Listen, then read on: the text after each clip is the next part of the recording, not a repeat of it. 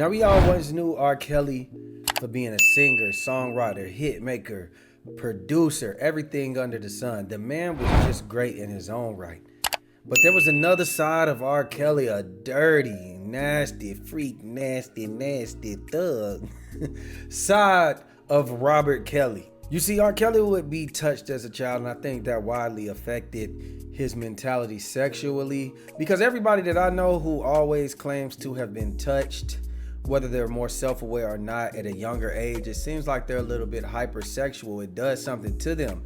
And R. Kelly used to do things like go to the south side where he is from, across the street from the school that he was from, sit at the McDonald's and recruit underage girls. And this is while he was getting his career uplifted off the ground. There was even a scandal where he married a 15-year-old Aaliyah while he was around 29 years of age. That's totally inappropriate, and that got annulled real quick when they figured out that he lied about her age on the marriage certificate.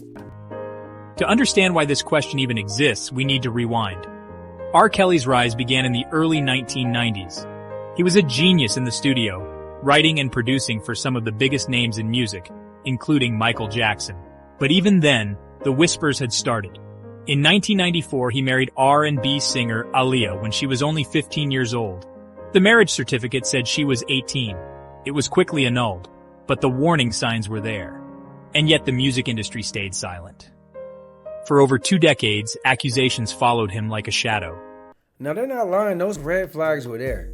And over the years, we would continue to hear rumors about R. Kelly. Even in the late 90s, there would be a child pornographic tape come out where he would be giving a child a golden shower inside of her mouth. Yes.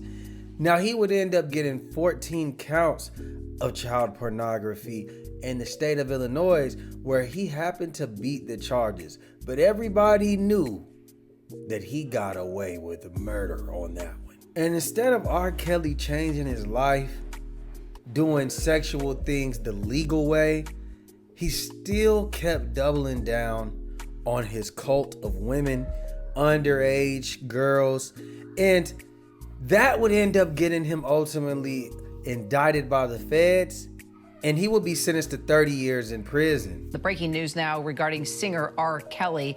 We are learning now he has been sentenced to 30 years in prison after being convicted of sex trafficking and racketeering in connection with recruiting women and children for sex. His attorney was asking for fewer than 14 years in prison, citing the music superstar turned sex offender's traumatic childhood. Clearly, that's not how the court saw it. So for more, let's bring in senior investigative reporter Aaron Katersky along with legal analyst Bernardo Villalona. So Aaron, first, tell us about what we heard from the accusers in this case and what they brought to the sentencing. They brought some emotional heft to the sentencing hearing, Terry, because the accusers stood up in court and told the judge how years of psychological manipulation and sexual exploitation and abuse by R. Kelly ruined their lives. One woman said that she wished she would just die. And this is all while she was underage. And that was what federal prosecutors said was so troubling. R. Kelly was one of the most successful artists in the music industry in the 1990s and 2000s, but there had always been allegations about sexual misconduct. Well, just last week, R. Kelly's attorney would come and make a call for R. Kelly to be issued out of that prison and hopefully put on home confinement. I don't know how long they plan on him to be on home confinement, but that's their business. They would say it was all under the grounds that somebody came up to R. Kelly from the Aryan Nation and said that they were sent to this prison specifically by prison officials to come and do it to him, to off him, to unalive him, delete him, turn his TV off. And lawyers for R. Kelly want him released, saying his life is in danger behind bars. They filed an emergency motion this afternoon, claiming officials with the Bureau of Prisons are trying to have him killed. Kelly's lawyer named 2 people who claim they were solicited by the Board of Prisons to kill him. These are people who seek to kill Mr. Kelly rather than allow the corrupt criminal conduct of those who manufactured his convictions be exposed Bureau of Prisons. R. Kelly is currently serving a 30-year sentence for child sex crimes. His lawyer says they're seeking a presidential pardon.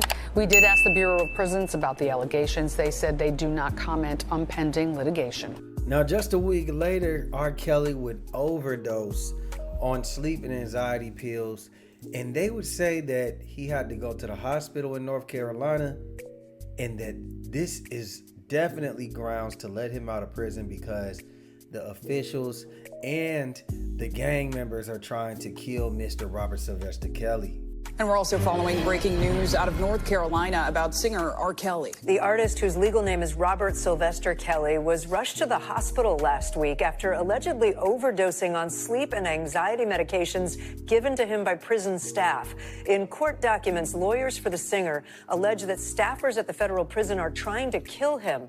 He is serving a 20-year sentence after being convicted of racketeering and sex trafficking in 2021. Joining us now, NBC's Shaquille Brewster with the latest. So, Shaq, what specifically are R. Kelly's lawyers alleging here?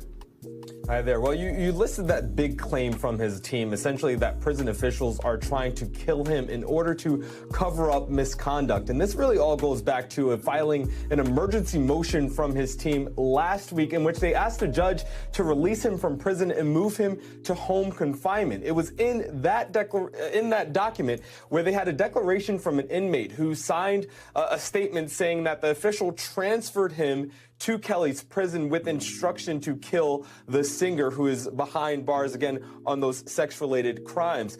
In a filing this morning, R. Kelly's team released a statement or had a line in there that said, now prison officials have overdosed Mr. Kelly on medications and nearly killed him 2 days after he made those allegations public. So they are trying to get a judge to release him and move him to home confinement. And that's part of the claim and part of the argument that they're using to this judge, saying that something happened as recently as this past week. And how is the other side, the prosecutors in this case, how are they responding? Yeah, from the original documents and from that original motion, they pushed back fairly aggressively, calling the claims deeply unserious and theatrical, a fanciful conspiracy. It said it makes a mockery of the harm suffered by Kelly's victims. I want to read a line from their reply motion to some of those original claims in which they say Kelly refuses to accept responsibility for years of sexually abusing children and is using this court's docket to merely promote himself despite there being no legal basis to be before this court. They're also making a legal argument that essentially the court that Kelly's team filed this emergency motion in front of, they don't have jurisdiction to do anything in North Carolina where Kelly is being held. All right, Shaq Brewster with the latest. Thank you. Oh, man, R. Kelly. R. Kelly, you thought you was Tory Lanez, my boy? You thought you was Tory Lanez? I see the play. I see the play, Robert. Tell them folks my life is in danger. Then you do an act thinking that it's going to get you out of prison. Sleep and anxiety pills, you OD on sleep and anxiety pills. If you overdosed on sleep and anxiety pills, it's because you either wanted to do that or you was really anxieting your anxiety and you was nervous and you was popping them pills. Either way, I think it was a play. I think it was something safe for you to, take. And maybe you abused it real quick, thinking, you know what? I can get the people on my side, tell them that, I'm being poisoned, people trying to kill me, and I can get up out of here. I think it's worth the shot. You got 30 years, why not? That's just my personal opinion. Now, if we look at it, how R. Kelly is saying, somebody's trying to kill me, no, I just got overdosed. Let's say that all of these things is true. Me personally, I don't care. Because you've affected so many lives of kids that were innocent and just trying to get their shot in the music industry. Or even if they did want you, you should have been the adult of the situation and never entertained it. But instead you did. And now you're paying the repercussions for it, in my personal opinion. That's just how I feel about it. Even if the case may have been weak, some people always talk about it. Man, that shit was long overdue. You don't get to go to court twice and win against the authorities. That's just the honest to God truth, especially when it comes down to the feds. All right, You beat the state, but you wasn't gonna beat them feds. And that's just that. Hey, and I get it, man. I know there's gonna be people that always say, you know, but what about the parents? They need to be locked up too. That's fine and dandy. That's for another time. We talking about aura. That's what we talking about, aura. We ain't talking about them damn parents. Fuck them parents. What I will say is, R. Kelly, man, I think that whether you made it a play, whether this really happened, you put yourself in this position. So now that you're in this position, you don't want to deal with that, just like they said. But for me, I have no sympathy. It is what it is. You got to take whatever comes with you. Other people don't get to get it. Regular people don't get to get out of prison because it's dangerous.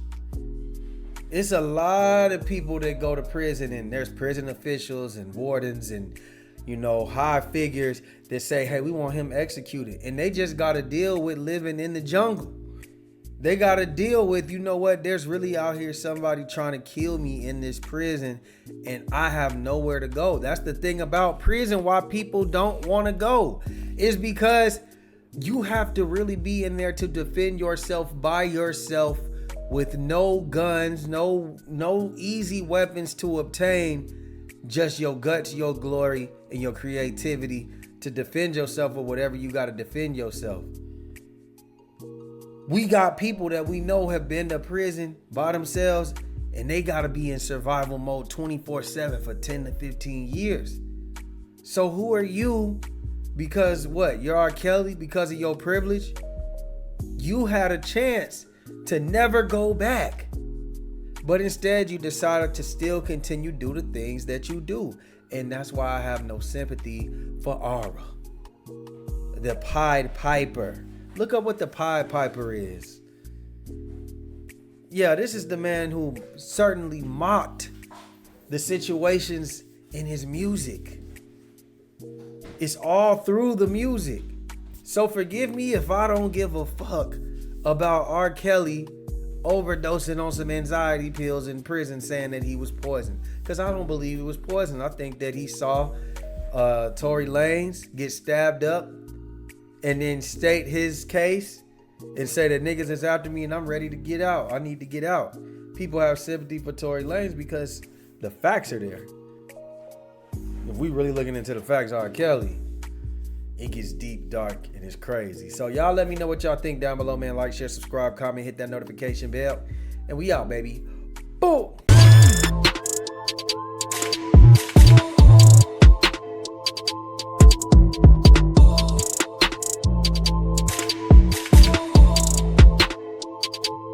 Big Just LaFlare. It's him.